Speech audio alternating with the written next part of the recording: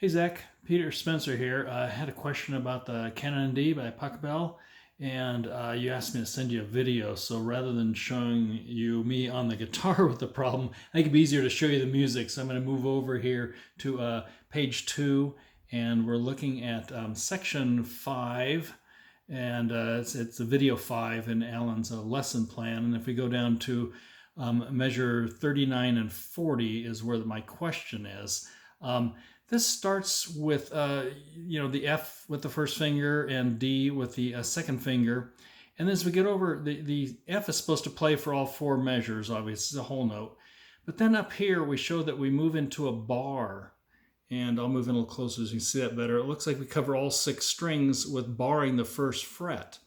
And that makes sense because then we can continue the sound in the next measure with the C, and so it's for those 2 notes, and we just move the 3rd finger from the F here over to the G on the 6th string.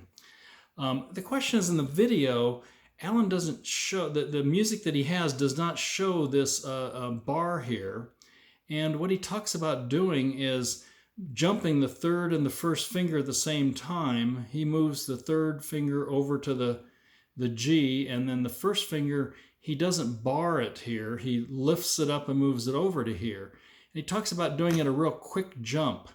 And in the quick jump, he talks about playing this F very loud so that it kind of sounds across the bar a little bit, even though it's only a quarter note.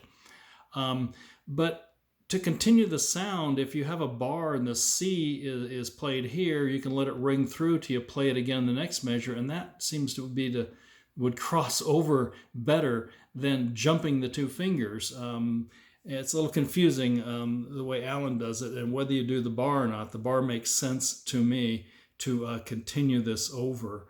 And maybe you could comment on that, on whether you, again, jump from, at the end of this, you jump the 3rd finger and the 1st finger over, and he plays this with his 1st finger only on the C and not being barred. The same thing occurs, by the way, on the next page, which I haven't gotten to yet, but you'll also see at 61, there is a bar across here on the 1st fret, and then I think it is down here on number 69, there's again a bar for 2.5 measures, and Alan doesn't show that in the video with barring across the 1st fret, and so the fingers jump a little more. Anyway, wonder if you could comment on that. Thanks.